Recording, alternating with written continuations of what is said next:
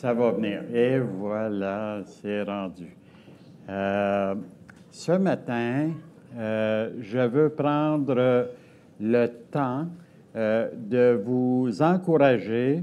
Pour le mois de septembre, on va débuter l'école du dimanche pour adultes. Si vous n'avez jamais assisté à l'école du dimanche pour adultes, il y aura aussi différentes possibilités pour ceux qui vont participer. Soit qu'il y aura des cours que notre frère Gabriel et Jannick au niveau de Sennebec, le séminaire des Églises baptistes évangéliques du Québec, qui vont être donnés avec la possibilité de crédit. Ou encore un cours qui sera donné sans frais pour l'accessibilité à tous. Moi, je vous invite particulièrement à faire partie de l'école du dimanche. Il y aura aussi une garderie pour les enfants et ça permettrait aux parents d'être libres de cœur et d'esprit pendant le cours. Ça fait que, encore une fois, je vous invite à pouvoir y participer. Ce matin, je vais toucher un sujet qui, pour certains, peut être un peu délicat. Pour d'autres, c'est la confirmation de ce qu'eux-mêmes ont appliqué dans leur vie. Et je veux aussi faire en sorte que si, pendant cette prédication, il y a des personnes qui se sentent peut-être dans une certaine mesure mal à l'aise avec le sujet, de pouvoir venir me voir après le culte, me poser des questions. Et qu'est-ce que je vais vous donner ce matin? Ça ne vient pas nécessairement de moi, c'est la parole de Dieu. La parole de Dieu est celle qui conduit vers la vérité. Amen. Si vous ne me voyez pas souvent, c'est parce que le conseil pastoral a décidé de me mettre de côté parce que je finissais vers 2 heures dans l'après-midi. Non, c'est pas vrai, là. C'est pas vrai, soyez sans crainte. Ce matin, on va parler de l'institution du mariage. Comment est-ce que Dieu a mis en place le mariage. Et puis, dans la vie actuelle, de nos jours, nombre de couples sont malheureux, insatisfaits, non seulement parmi les non-chrétiens, mais aussi parmi les chrétiens.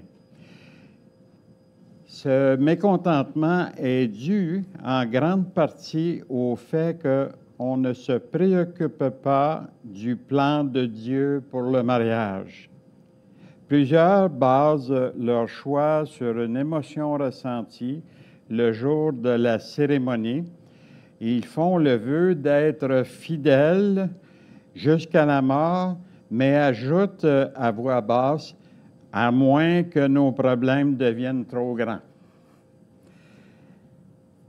Le mariage, ce n'est pas une question de chance, mais de choix délibéré. Ce n'est pas une question de hasard, mais de volonté et de détermination. Un mariage réussi se base sur un engagement. Nous verrons plus tard ce qui concerne l'engagement.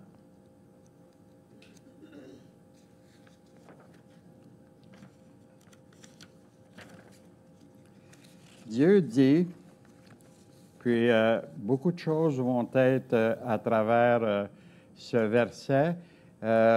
Avant même la chute, Dieu a dit à l'homme et la femme, dans Genèse 2, 24, l'homme quittera son père et sa mère, et les deux deviendront une seule chair.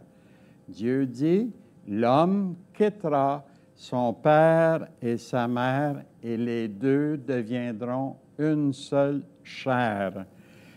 qu'est-ce que la signification du plan de Dieu pour le mariage? Quitter ses parents, cela ne veut pas dire ne plus se préoccuper de ses parents. Dans les commandements, Dieu nous dit d'honorer son père et sa mère. Dorénavant, notre union fait que notre conjoint, dans les recherches de solutions à des difficultés, est prioritaire. Au départ, l'opinion et la réflexion se basent sur le partage entre deux. Je vais amener une mise en situation. Oui, c'est toxique de ne pas considérer prioritaire notre conjoint dans les recherches de solutions. Exemple, soit que l'on consulte avant ses parents, que notre conjoint ou les parents qui s'imposent dans notre couple, les solutions ne devraient jamais se baser sur le choix de nos parents, mais de baser nos couples sur un partage mutuel. De laisser, malheureusement, beaucoup de parents vont s'initier dans la vie des couples, de leurs garçons ou de leurs filles, pour leur mentionner différentes choses, puis s'ingérer même dans une certaine mesure, ou encore de dire, regarde, moi, je t'ai mon monde, puis tu devrais me considérer avant toute chose. Puis, si tu as encore du temps, bien, tu iras avec ton épouse. Puis, personnellement, avec mon épouse, au début de notre mariage, j'ai vécu ça. J'étais à l'âge de 15 ans, j'étais devenu le soutien pour la famille. Mon père est décédé. Et je faisais tout dans la maison, financièrement comme physiquement. Puis ma mère était reconnaissante, mais en même temps, quand j'ai rencontré Ginette et que j'ai été vers le mariage, ma mère n'était pas très chaleureuse à ce que je me marie. Parce que pour elle, elle perdait son confident, son soutien, etc. Et Ginette devenait sa rivale. À un point tel qu'au moment, 2 jours avant sa mort, sur son lit, dans l'agonie, ma mère me demandait à moi pardon pour avoir été une mauvaise mère. Ensuite, elle s'est tournée vers Ginette pour dire je t'ai détesté pendant 25 ans. Est-ce que tu me pardonnes? Ça fait que Ginette a dit ben oui, mamie, je te pardonne. Et j'ai dit à ma mère c'est bien de se sentir une conscience apaisée, mais il y a quelqu'un avant tout qui doit être considéré dans ta recherche de pardon. C'est Dieu lui-même. Ma mère n'était pas une chrétienne, mais j'avais déjà parlé du plan de Dieu pour sa vie. Et à ce moment-là, ma mère a demandé pardon à Dieu d'une façon libre.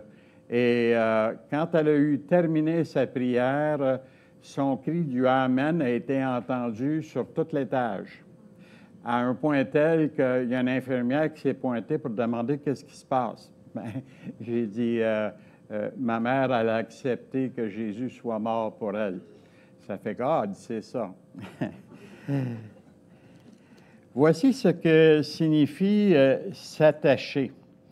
Et pour y arriver, nous devons quitter nos parents pour s'attacher à notre conjoint pour tout ce qui arrivera dans notre union.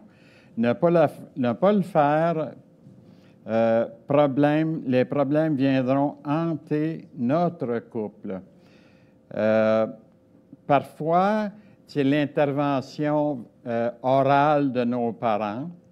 Parfois, pour certains couples qui ont eu des difficultés avec leurs parents, qu'ils croient en s'éloignant dans une ville éloignée qu'ils vont pouvoir vivre avec ce détachement avec leurs parents, mais ils ont tellement été mis comme prioritaires dans leur relation et à l'écoute de leurs parents que finalement, même la distance, leurs pensées et leur cœur étaient encore troublés et ça ne permettait pas pour avoir cette intimité, ce lien avec notre conjoint et avec Dieu.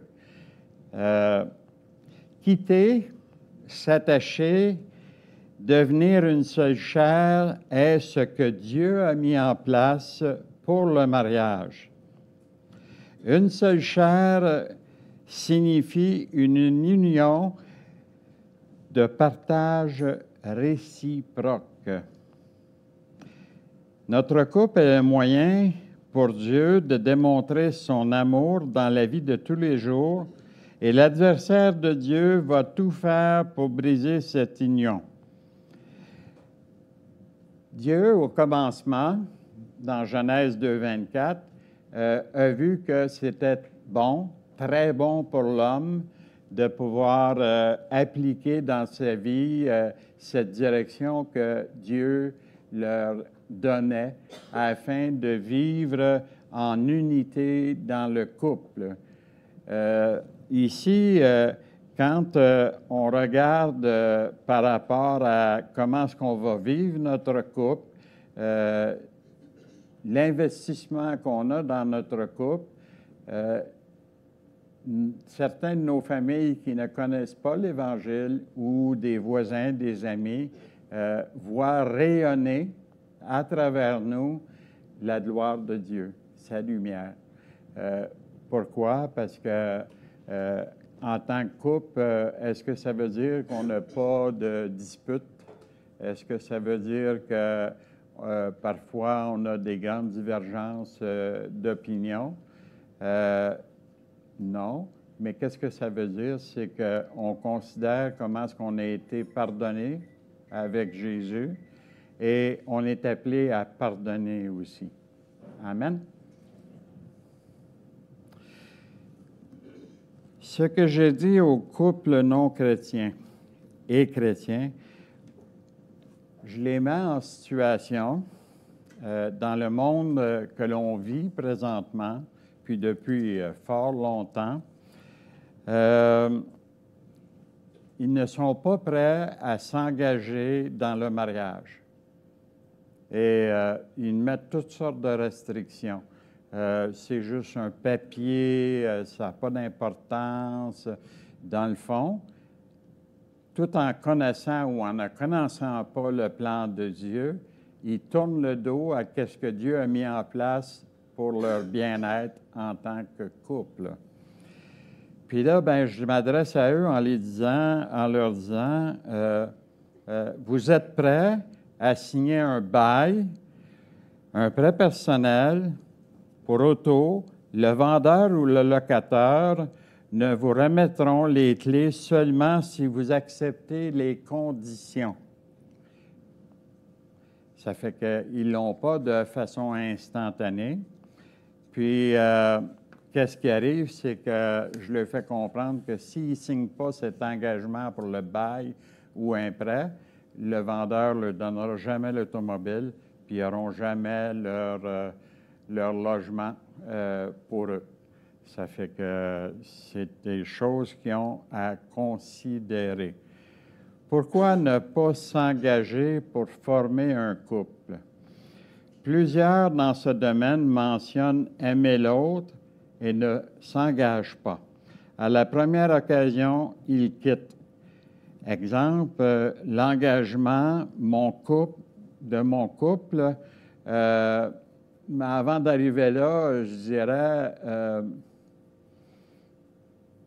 il y a toute une génération qui est influencée encore ici en 2025 pour tourner le dos à ce que Dieu a mis en place et de ne pas considérer un engagement dans le mariage.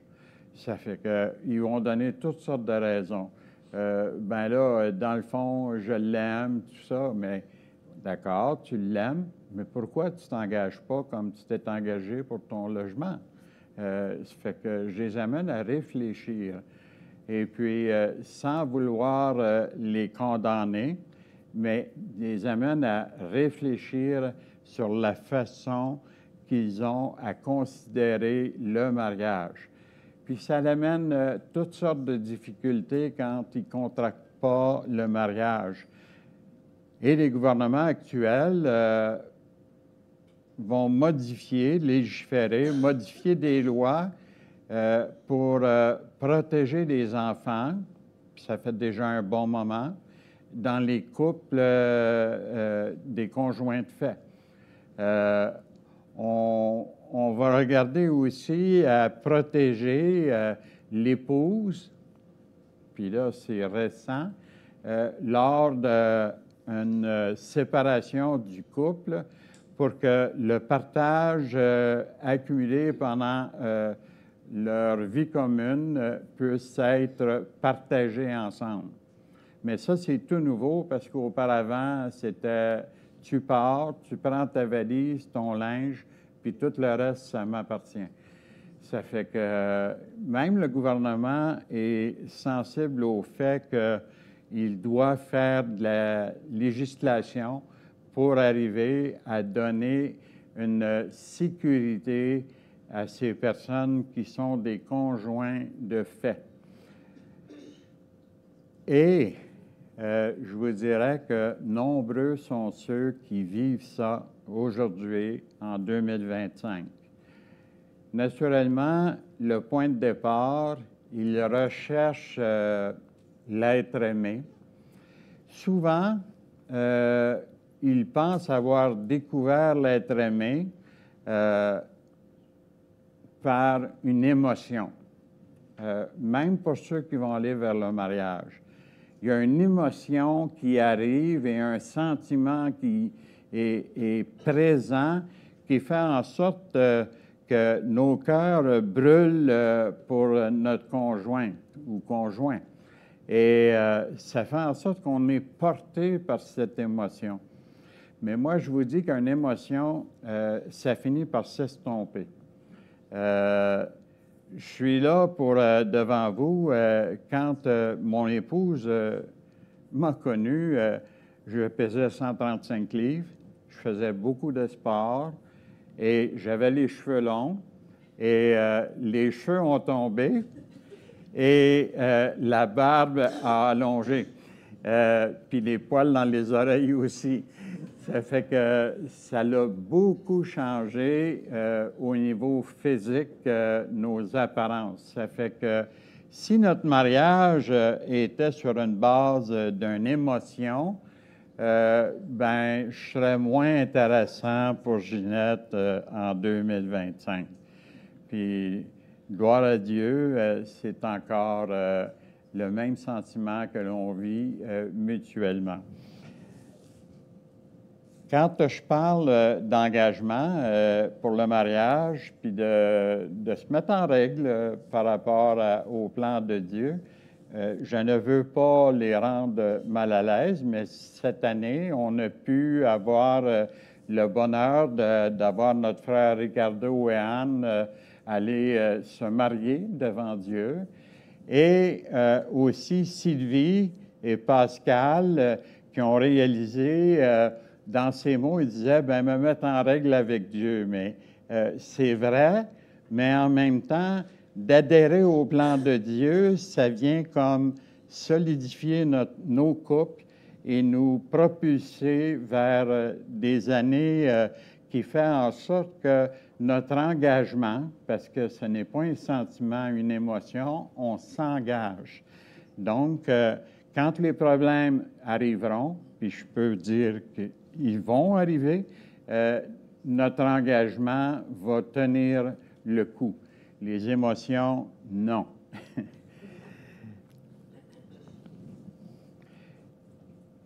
Plusieurs vivent ce type de relation avec une émotion. Et quand ils finissent par vivre ensemble, il y a des grandes déceptions parce que ce n'est pas ce qu'il aurait pu même s'imaginer.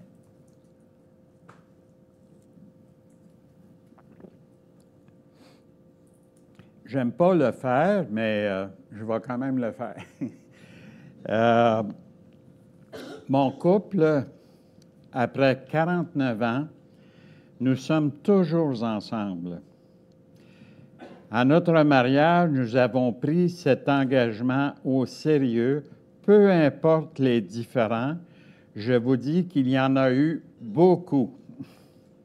Depuis plusieurs années, nous avons découvert l'amour du Dieu véritable. Donc, quand il arrive des différends dans nos couples pendant toutes ces années, c'est qu'on a reconnu qu'on a besoin, comme on a reçu le pardon, de se pardonner mutuellement. Naturellement, parfois, on recule pour aller vers le pardon parce que on croit que notre point de vue est meilleur que le sien. Et puis, finalement, ben, on réalise que mon point de vue n'a pas considéré le sien, puis j'aurais probablement frappé un mur en cours de route, non seulement avec Ginette, mais dans ma situation de vie. Pourquoi se rattacher à Dieu pour nos couples? Un verset que tout le monde connaît bien ici, puis vous pouvez le dire avec moi, c'est Jean 3, 16. Dieu, qu'il a donné son Fils unique,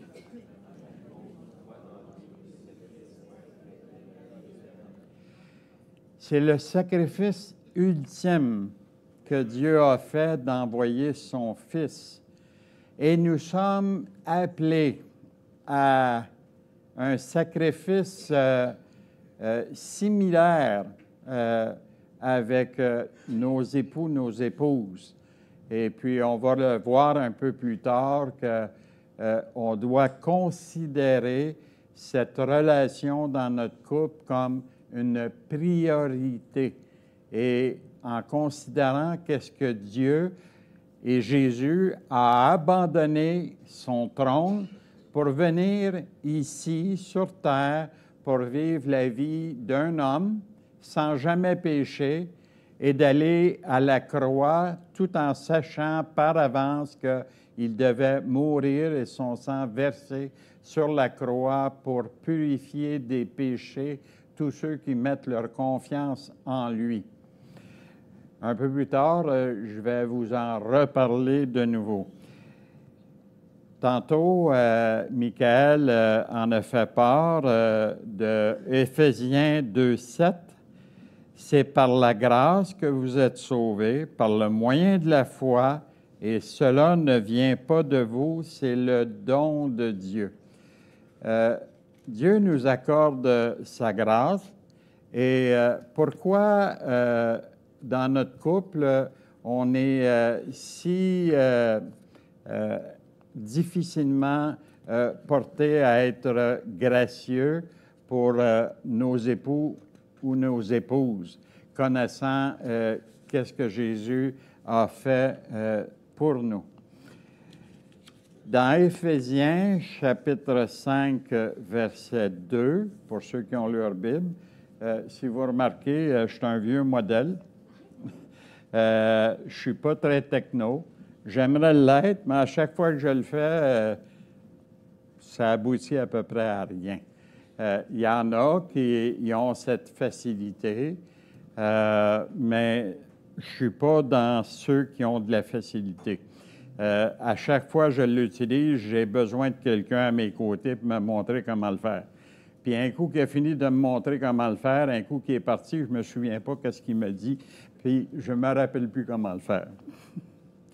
J'ai l'impression qu'avec ces sourires, il y en a plusieurs qui sont dans la même situation. Je vous disais, Éphésiens, chapitre 5, verset 2. Marchez dans l'amour à l'exemple de Christ qui s'est livré lui-même à Dieu pour nous. Marchez dans l'amour à l'exemple de Christ et qui s'est livré lui-même pour nous. C'est tellement une grande reconnaissance dans nos vies de qu'est-ce que Christ qui s'est livré pour nous.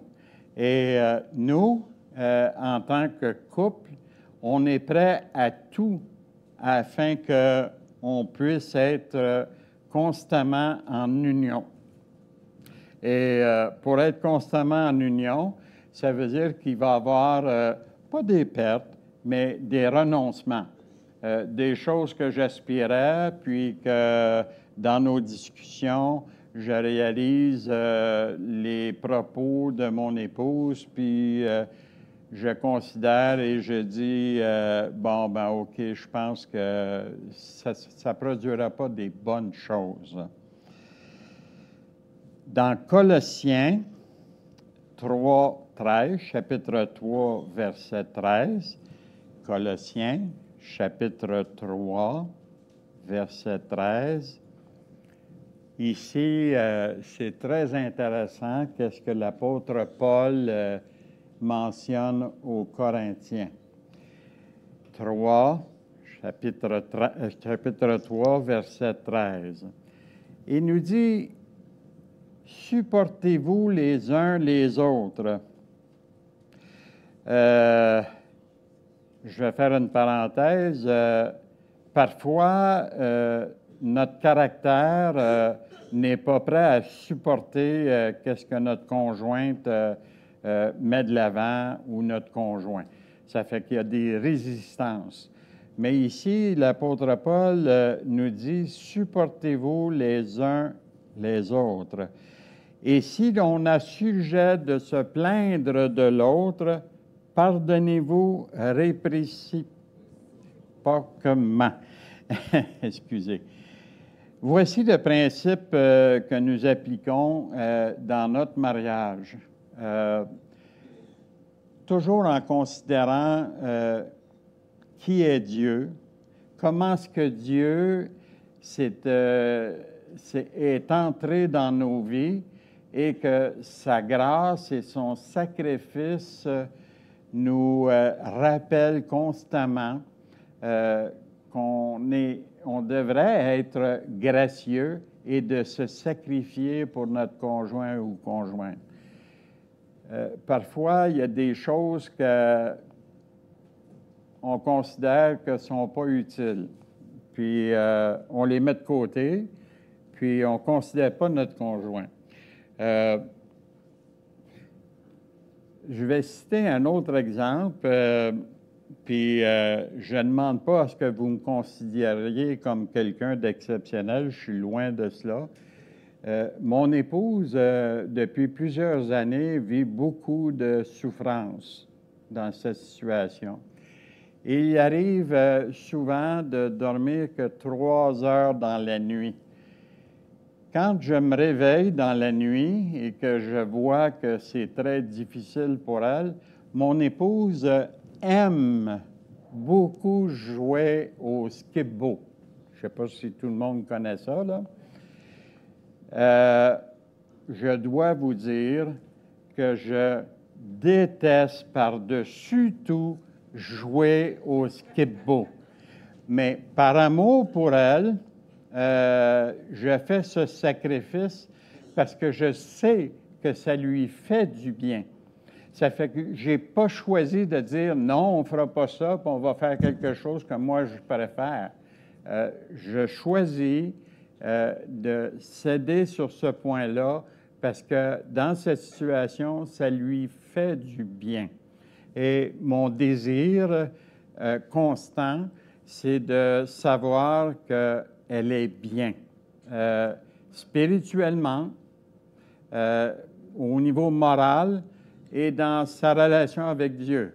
Parce que même en ayant terminé le skip-bo, on ne pourrait pas retourner se coucher sans faire une prière à Dieu pour le remercier de son support, de sa patience, de son amour, puis en le suppliant, comme l'apôtre dit, par des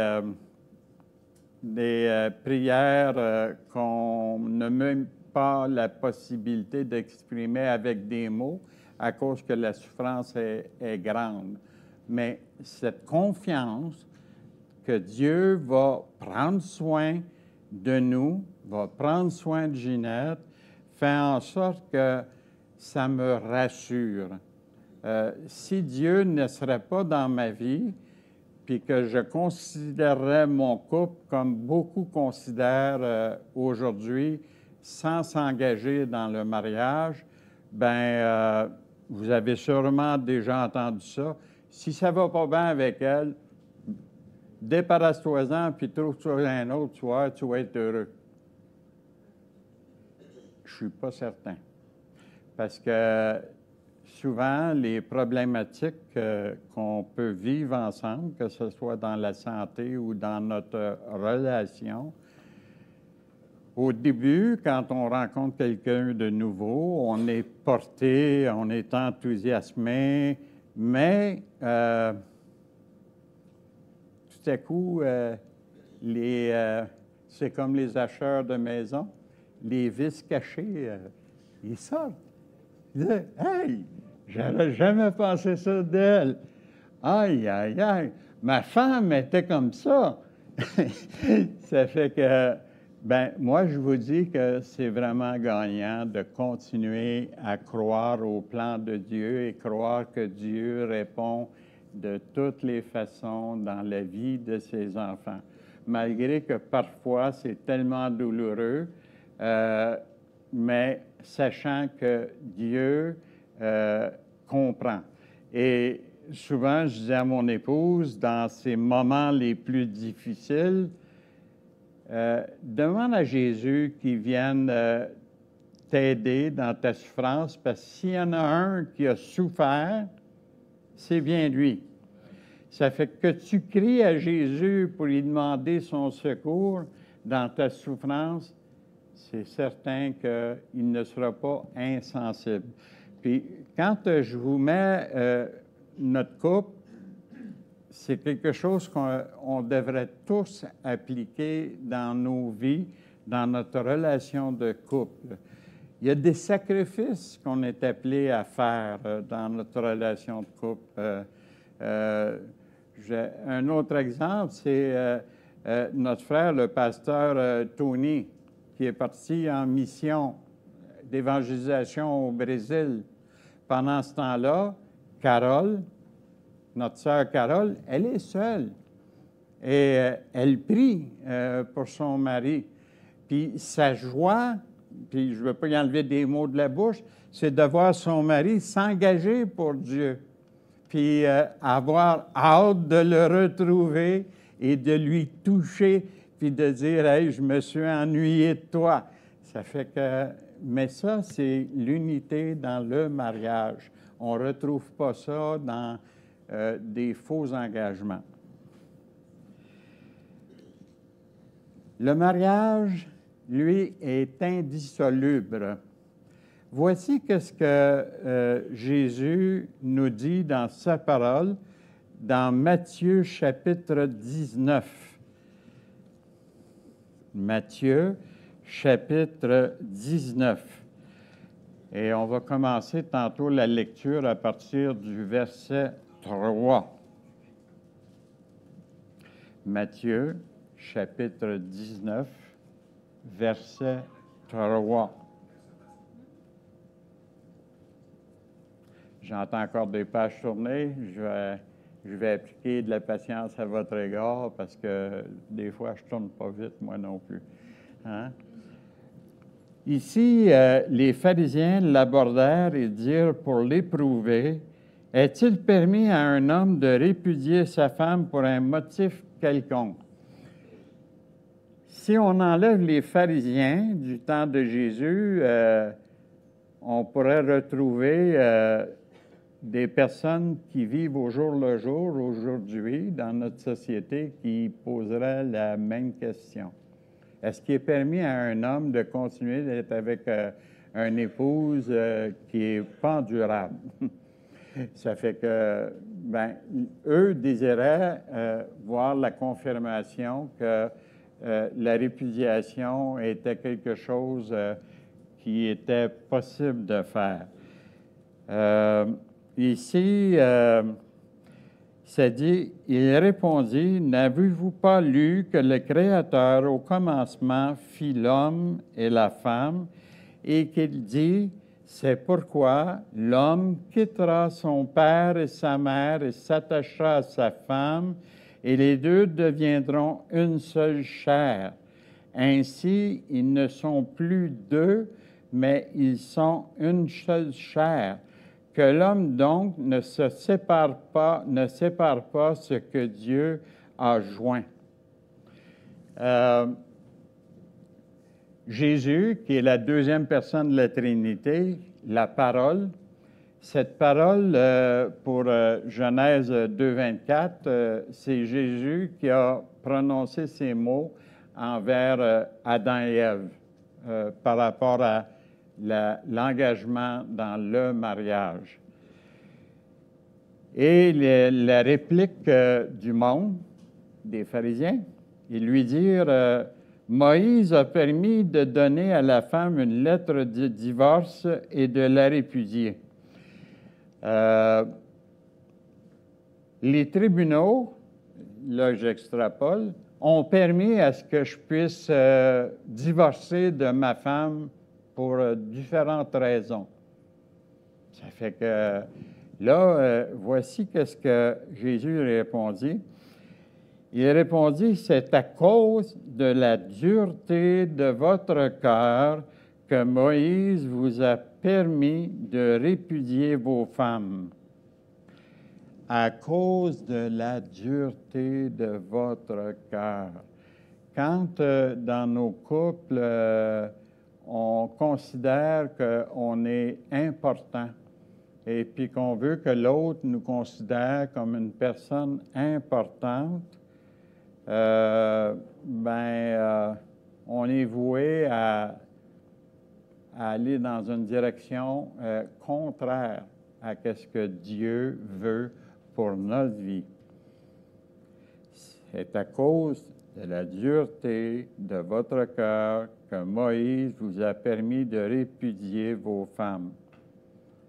Donc, ça ne venait pas nécessairement de Dieu, mais Moïse, voyant toutes les divergences, a cédé pour dire, si ta femme a fait brûler le repas, tu peux la congédier puis en prendre un autre. Là, tu peux la répudier pour n'importe quel moyen. Jésus dit, mais je vous dis que celui qui répudie sa femme, sauf pour infidélité, et qui en épouse une autre, commet un adultère. Oh, ça bouscule. Jésus a des paroles tranchantes. Quand il dit sauf pour infidélité et quand qui en épouse un autre commet un adultère. Ça veut dire qu'on rompt avec l'engagement qu'on a pris avec Dieu. Dieu considère que le mariage est indissoluble et d'aller vers une autre femme ou un autre homme, Dieu nous considère comme adultères. Ça amène beaucoup de réflexion. Ses disciples lui dirent, si telle est la condition de l'homme à l'égard de la femme, il n'est pas avantageux de se marier. On n'en veut pas de problème. C'est simple. Si on ne se marie pas, il n'y aura aucun problème. Mais ce n'est pas ce que Jésus était en train de dire. Jésus ramenait ça à ce que Dieu a dit de l'unité dans le mariage, une seule chair. De ne pas être une seule chair, ça veut dire qu'on partage avec une chair étrangère qu'est-ce que Dieu a uni. C'est aussi simple que ça. Mais aussi, l'orgueil, les choses de la vie font en sorte qu'on est confronté et puis on peut prendre deux décisions. La décision de continuer à régler nos problèmes, de se demander pardon, de rejeter l'orgueil, parce que c'est l'orgueil. Quand mon épouse me dit quelque chose, je dis non, ça n'a pas de bon sens, là, cette affaire-là. Puis, je ne veux pas lui concéder parce que dans mon orgueil, je me dis, ben regarde, tu devrais dire et penser comme moi. Mais ce n'est pas comme ça que ça fonctionne devant Dieu, ni dans nos couples. Dieu nous aime et son amour n'est pas conditionnel. Nous sommes appelés à faire de même pour notre conjoint. Le pardon est vital dans le mariage. Qu'est-ce qui arrive dans le non-pardon? Qu'est-ce qui nous arrive quand on ne pardonne pas? Nos cœurs sont nourris par de la vengeance, par de la colère, par de l'amertume, par toutes sortes de choses. Mais le pardon n'est pas considéré parce que, autant homme que femme, c'est notre orgueil qui nous empêche de donner raison, à Dieu et donner raison à notre conjoint. Ce qui arrive dans les relations de couple quand le pardon est exclu, rappelez-vous, Dieu nous a aimés alors que nous étions pécheurs. Dieu nous a aimés alors que nous étions pécheurs. On est appelé à aimer nos conjointes, en reconnaissant que lui ou elle, on est des pécheurs, qu'on a besoin d'aller se réconcilier, de se pardonner. Parfois, il y a des parents dans mes visites pastorales qui me disent « Je suis assez contente, là. Mon garçon a enfin réalisé, puis il était dans sa chambre, puis il est venu me voir, puis il m'a demandé pardon. Puis, j'étais fier, là, tu sais, de la décision qu'il a prise. » Mais gentiment, j'ai dit, quand ça arrivera de nouveau, demande à ton garçon, quand il dit se repentir, de retourner dans sa chambre, de demander pardon à Dieu en premier. Parce que Dieu a mis des autorités dans cette maison, puis l'autorité, c'est une autorité parentale. Par la suite, après avoir fait cette démarche de pardon auprès de Dieu, il peut venir vous voir, puis vous demander pardon. Et ça va être complet. Et de ne pas le faire, puis de prendre comme cette situation, de dire « Hey, je suis assez fier, là, tu sais, parce que non, faut retourner la chose devant Dieu et reconnaître que c'est avec Dieu qu'il est possible de changer des cœurs. Nous, quand on change des cœurs, ça ne dure pas. Mais quand Dieu change les cœurs, c'est ferme et ça dure pour tout le temps de notre vie ici sur terre. Donc, le mariage n'est pas basé sur une émotion ou un sentiment, mais sur un engagement avec les années. Le corps change, puis je vous en ai fait part tantôt, le corps change, notre apparence change, mais ça ne devrait jamais être sur cette base. parce que inévitablement, on va changer. Ou encore, il y a des personnes qui vont chercher à conserver qu'est-ce qu'ils étaient au moment qu'ils ont rencontré la personne qui est avec eux, par toutes sortes de moyens de conserver cette apparence.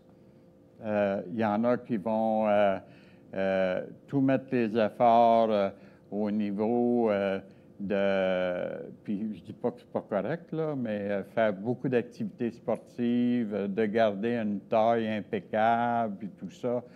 Et puis, il y en a qui vont aller pousser ça même plus loin en ayant vers la chirurgie.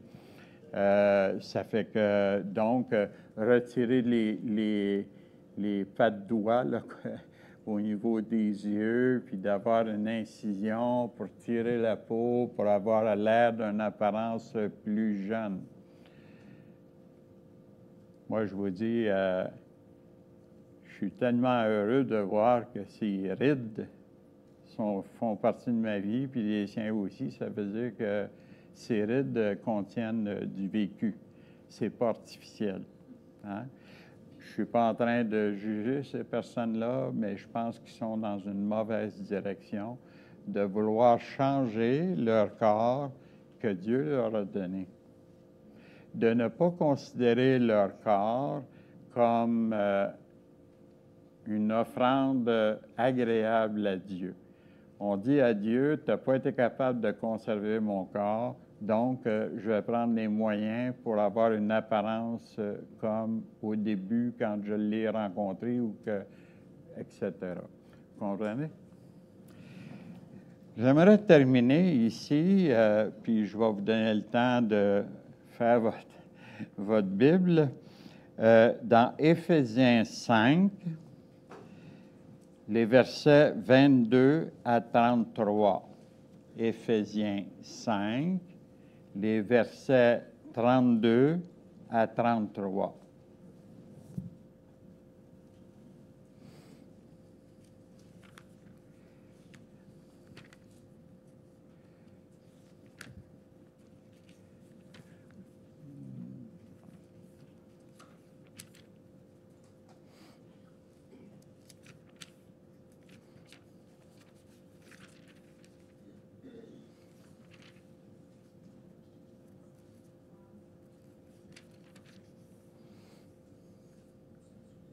Éphésiens 5, versets 22 à 33.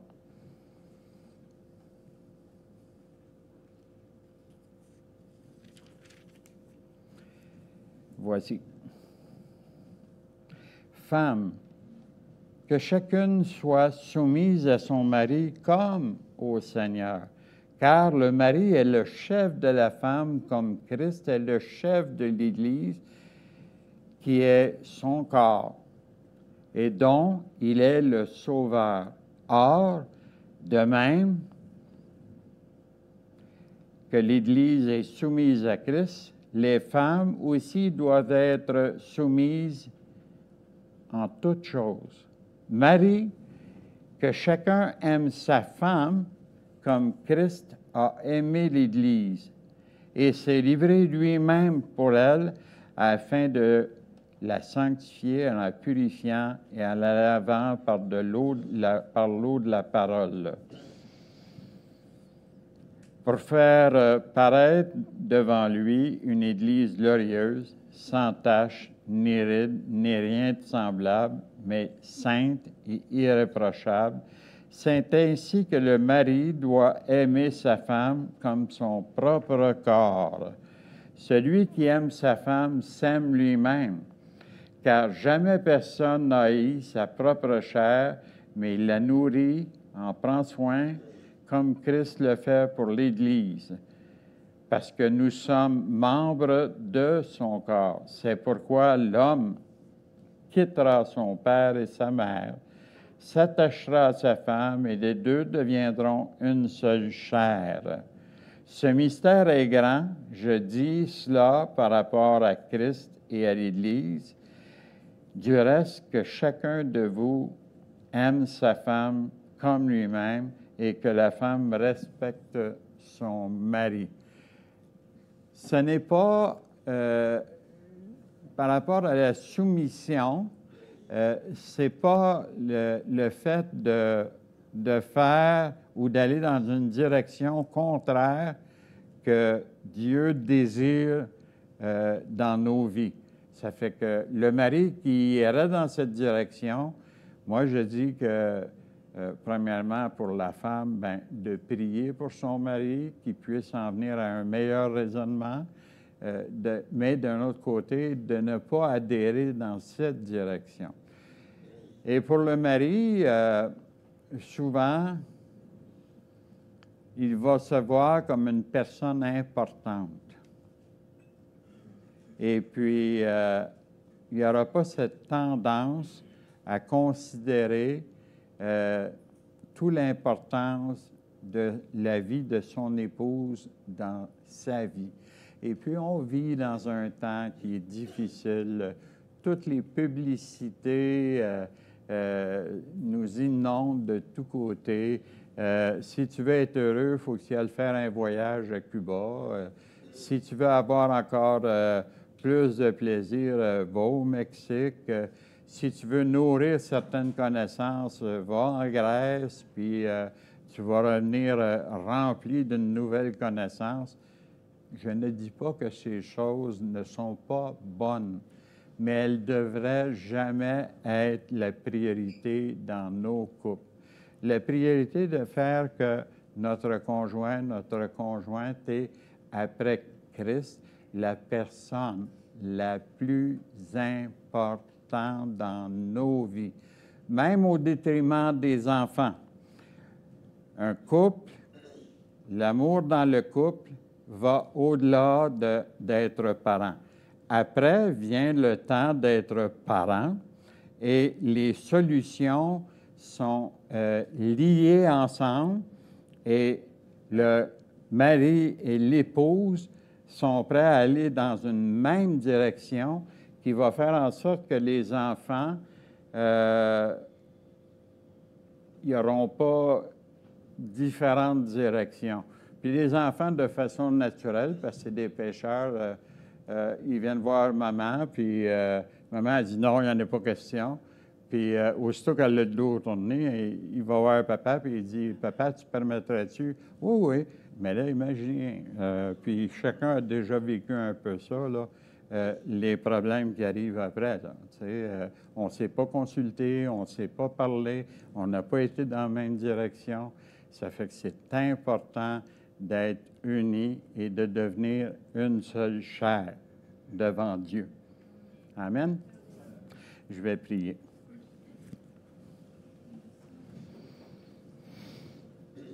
Oui, Seigneur notre Dieu, ton plan pour le mariage est merveilleux.